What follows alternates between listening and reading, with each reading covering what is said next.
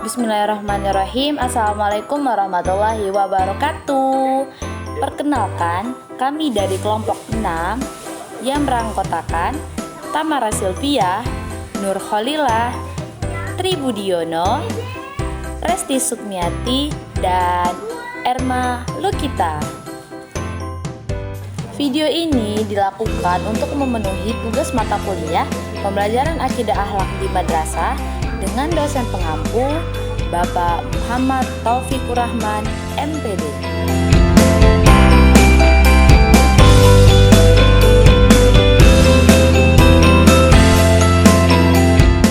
Video ini merupakan video ilustrasi pembelajaran akidah akhlak di Madrasah Sanawiyah kelas 9 dengan materi akhlak terpuji.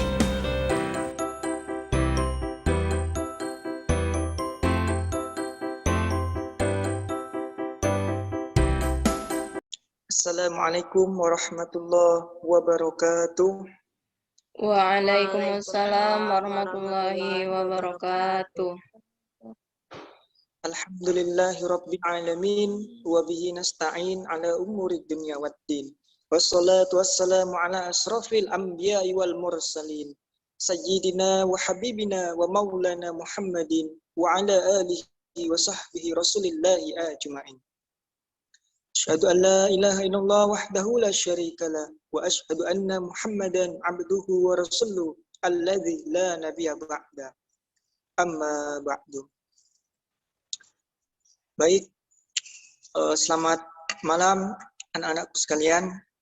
Alhamdulillah segala puja dan syukur hanya milik Allah, Tuhan semesta alam, yang mana pada saat ini kita masih diberinya kesempatan dan kenikmatan sehingga kita masih dapat melaksanakan proses belajar mengajar ini dalam keadaan sehat walafiat. Tak lupa pula sholawat berangkaikan salam semoga selalu tercurah kepada sosok suri tauladan kita, Nabi yang diagungkan oleh Yang Maha Agung, yang dimuliakan oleh Yang Maha Mulia, yakninya Nabi Allah Muhammad sallallahu alaihi wasallam. Allahumma salli ala sayyidina Muhammad wa ala ali sayyidina Muhammad. Mudah-mudahan kita semua akan mendapatkan syafaat dari beliau di yaumul akhir kelak. Amin ya rabbal alamin. Baik, langsung saja untuk memulai pembelajaran kita pada malam hari ini. Mari sama-sama kita mengucapkan lafaz basmalah. Bismillahirrahmanirrahim. Dan selanjutnya saya akan mengabsen terlebih dahulu. Yang pertama, Erma Lukita. Hadir. Nur Kholilah. Iya dong. Resti Sukmiati. Hadir, Pak. Tamara Sylvia. Hadiroh, Pak. Baik, semuanya lengkap ya.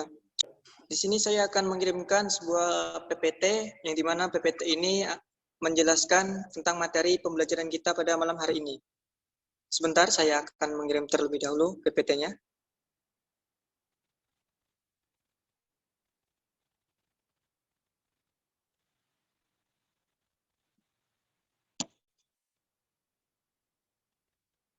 Nah, sama-sama kita lihat di sini PPT kita atau cover PPT kita berjudul tentang akhlak terpuji. Langsung saja kita masuk. Di sini ada penjelasan tentang akhlak terpuji. Akhlak berasal dari bahasa Arab, yaitu akhlak yang merupakan jamak daripada kata khuluq, atau akhlak juga berarti budi pekerti, tabiat, dan watak.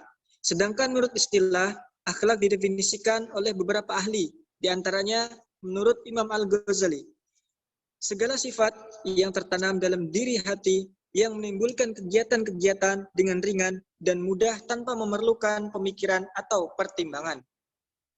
Langsung saja kita masuk ke materi selanjutnya. Di sini ada beberapa contoh akhlak terpuji. Yang pertama ada husnuzon, jujur, sabar, rela berkorban, dan tawakal. Langsung saja kita masuk ke materi kita yang pertama. Kita akan membahas tentang husnuzon atau berbaik sangka. Nah, di sini sama-sama kita lihat Di sini ada pengertian husnuzon. Mari sama-sama kita pahami. Saya akan menjelaskan sedikit tentang husnuzon. Husnuzon berasal dari bahasa Arab, yaitu husnu yang berarti baik, dan zon yang berarti prasangka. Artinya, jikalau kedua kata ini digabungkan, yaitu husnuzon, memiliki arti yaitu berprasangka baik. Di sini juga ada sebuah hadis yang menjelaskan tentang husnuzon, yang dimana hadis ini diriwayatkan oleh Al-Imam Muslim. Janganlah salah satu di antara kalian mati kecuali berprasangka baik kepada Allah Subhanahu wa taala. Dalam hadis ini kita dianjurkan untuk berprasangka baik terutama kepada Allah Subhanahu wa taala. Kita tidak boleh berprasangka buruk kepada Allah, karena setiap apa yang Allah berikan kepada kita, yakinlah bahwasanya ada hikmah yang terkandung di dalamnya. Langsung saja kita masuk ke bab selanjutnya, yaitu macam-macam husnuzon. Yang pertama, husnuzon kepada Allah. Hal ini dapat ditunjukkan dengan sifat tawakal, sabar, ikhlas dalam menjalani kehidupan. Yang kedua, husnuzon kepada diri sendiri. Ditunjukkan dengan sikap percaya diri dan optimis serta inisiatif. Yang ketiga, husnuzon kepada sesama manusia. Ditunjukkan dengan cara senang, berpikir positif, dan tidak mencurigai orang lain atau tidak berprasangka buruk kepada orang lain. Materi selanjutnya ialah jujur. Di sini ada gambar tentang berperilaku jujur. Langsung saja kita masuk ke pengertiannya. Nah, baik kepada teman-teman sekalian, mari sama-sama kita pahami apa itu pengertian jujur. Jujur merupakan sebuah sifat yang sesuai antara ucapan dan perilaku, tidak mengada-ngada ataupun berdusta. Di sini juga ada sebuah hadis yang menerangkan tentang jujur, yang dimana hadis ini diriwayatkan oleh Al-Imam Bukhari dan Muslim. Hendaklah kalian selalu berkata jujur, karena kejujuran membawa kepada kebaikan, dan kebaikan menghantarkan seseorang ke dalam surga. Masya Allah. Ini adalah hikmah daripada sifat jujur. Kemudian kita masuk ke materi yang ketiga, yaitunya sabar. Langsung saja kita masuk ke pengertiannya. Sabar artinya menahan diri dari keluh kesah serta amarah. Di sini ada sebuah dalil, yang dimana dalil ini dikutip daripada sebuah Al-Quran, surah Al-Baqarah ayat 153. A'udzubillahi minasyaitonirrajim. Ya ayyuhalladzina amanu ista'inu bis-sabri was-shalah. Innallaha ma'as-sabirin. Wahai orang-orang yang beriman, mohonlah pertolongan kepada Allah dengan sabar dan salat. Sungguh Allah beserta orang-orang yang sabar. Dari ayat ini dapat kita fahami bahwasanya orang-orang yang sabar akan senantiasa bersama dengan Allah Subhanahu wa taala. Maka dari itu kita sebagai umat muslim, sebagai umat Islam sangat-sangat dianjurkan untuk bersabar atas segala cobaan yang kita hadapi. Langsung saja kita masuk ke materi selanjutnya. Nah, di sini ada gambar orang yang sedang saling membantu atau tolong menolong. Materinya yaitu rela berkorban. Langsung kita masuk ke pengertian daripada rela berkorban. Rela berkorban ialah sikap yang mencerminkan kesediaan dan keikhlasan, yaitu memberikan sesuatu yang baik dan bermanfaat kepada orang lain, walaupun menimbulkan penderitaan bagi diri kita sendiri. Ada sebuah ayat yang menjelaskan tentang rela berkorban, yaitunya Quran surah Al-Baqarah ayat 244, yang artinya, dan berperanglah kamu sekalian di jalan Allah, maka ketahuilah sesungguhnya Allah Maha mendengar lagi Maha menyayang. Langsung saja kita masuk ke materi selanjutnya, materi yang terakhir yaitu tawakal. Tawakal secara umum berarti mewakilkan atau menyerahkan. Dalam agama Islam, tawakal berarti berserah diri sepenuhnya kepada Allah Subhanahu wa taala. Di sini ada sebuah hadis yang menjelaskan tentang tawakal yang diriwayatkan oleh Imam At-Tirmizi. Yang artinya, seandainya kalian sungguh-sungguh bertawakal kepada Allah, sungguh Allah akan memberikan kalian rezeki sebagaimana Allah memberikan rezeki kepada seekor burung yang pergi dalam keadaan lapar dan kembali dalam keadaan kenyang. Dalam hadis ini dapat kita ambil maknanya bahwasanya setelah kita melakukan niat, melakukan usaha atas segala sesuatu yang ingin kita capai, maka hasil akhir daripada sebuah perjuangan itu ialah bertawakal kepada Allah Subhanahu wa taala. Artinya kita berserah diri kepada Allah. Kita yakin bahwasanya apapun hasil yang akan terjadi nantinya, itulah hasil yang terbaik untuk kita. Kenapa? Karena itu semua datang daripada takdir Allah Subhanahu wa taala. Mungkin ini saja materi kita pada malam hari ini. Apakah dari anak-anak sekalian ada yang ingin ditanyakan?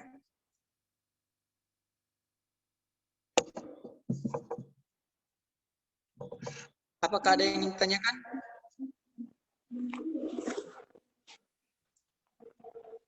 Saya ingin bertanya, Pak. Baik, silakan kepada Saudari Erma Lukita. Baiklah, terima kasih atas kesempatannya. Yang ingin saya tanyakan bahwa di materi ini ya, husnuzon. Nah, jadi saya berikan contoh. Misalnya ada tiga orang, dua di antaranya itu sedang berbisik-bisik atau sedang membicarakan sesuatu, tapi satu orang yang lainnya itu berprasangka bahwa mereka berdua ini membicarakan dia. Atau dalam situasi yang lain, dia itu berprasangka bahwa seseorang itu telah membicarakan dia. Nah, jadi bagaimana caranya, Pak? Kita itu mengurangi, namanya manusia biasa, kita tidak bisa menjadi yang sempurna, ya kan? Kita mengurangi saja bagaimana caranya untuk kita tidak berprasangka buruk terus terhadap orang lain. Seperti itu, Pak. Bagaimana? Terima kasih. Wassalamualaikum warahmatullahi wabarakatuh. Waalaikumsalam warahmatullahi wabarakatuh. Baik, ini pertanyaan yang sangat menarik.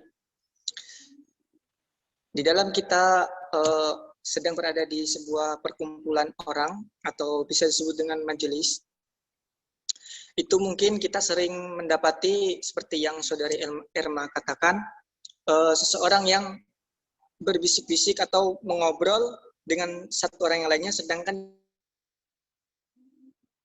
yang lainnya itu sering merasa bahwasanya orang yang ngobrol itu atau berbisik-bisik itu sedang mengobrolkan atau sedang membicarakan dirinya. Nah, sifat seperti itu bisa dibilang dengan prasangka. Namun kita perlu ketahui bahwasanya berprasangka itu ada dua macam. Yang pertama berprasangka buruk dan yang kedua berprasangka baik. Dan yang Erma pertanyakan tadi yaitu berprasangka buruk. Bahwasanya ketika ada tiga orang, namun satu orang tidak diajak ngobrol dan dua yang lainnya itu berbisik-bisik, yang satunya berprasangka buruk kepada dua orang tersebut. Itu merupakan sifat yang salah.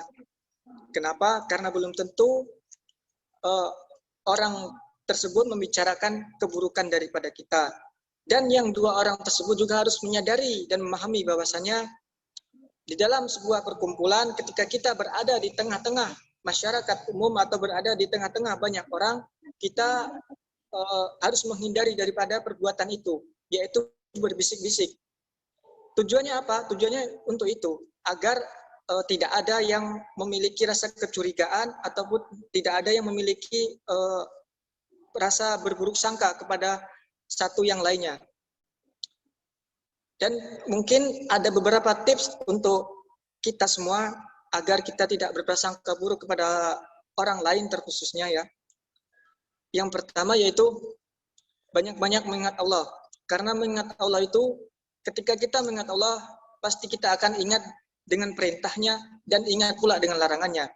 Berburuk sangka merupakan larangan Allah. Berbaik sangka merupakan perintah Allah. Nah, dengan cara mengingat Allah, pasti kita akan mengingat perintah dan larangannya. Maka dari itu, ketika kita mengingat Allah, ingatlah bahwasanya berburuk sangka itu tidak boleh dan dilarang oleh Allah, sehingga kita akan membuang jauh-jauh sifat atau tindakan tersebut. Mengingat Allah tidak harus diucapkan lewat mulut, tapi ingat juga bahwasanya dalam mengingat Allah itu bisa juga kita lakukan lewat hati kita. Apakah ada yang ingin tanyakan lagi atau saudara Erma Lukita sudah bisa memahami apa yang saya sampaikan? Sudah cukup, Pak. Kepada teman-teman yang lainnya, apakah ada yang ingin tanyakan lagi?